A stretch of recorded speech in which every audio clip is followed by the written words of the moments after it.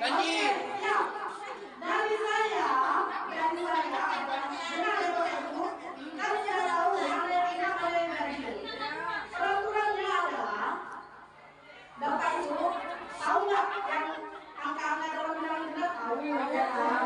298 sepuluh ganjil berapa Bapak Ibu? Dan seterusnya. Oke, peraturannya adalah kalau saya bilang, misalnya saya bilang 3, sudah 3 apa itu? Ganjil ya kan? Artinya kawan yang genap menangkap kawan yang tangannya ganjil tersebut. Dia kan ganjil. Tangannya apa badannya, Bu? Tangannya. Tangannya, bukan badannya ya. Ini.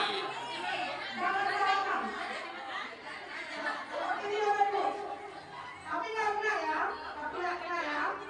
Tangan kiri di belakang. Tangan kiri di belakang. Jadi waktu saya bilang tidak yang merasa benar enak tangannya oke. Tapi yang merasa dia ganjil dia harus Menghindar.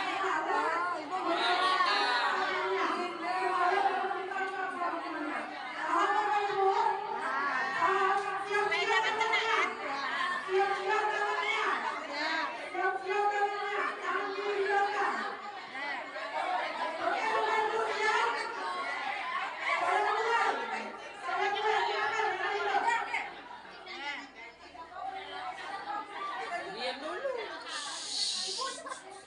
Sabar. Siap-siap ya. 1, Siap-siap. 2,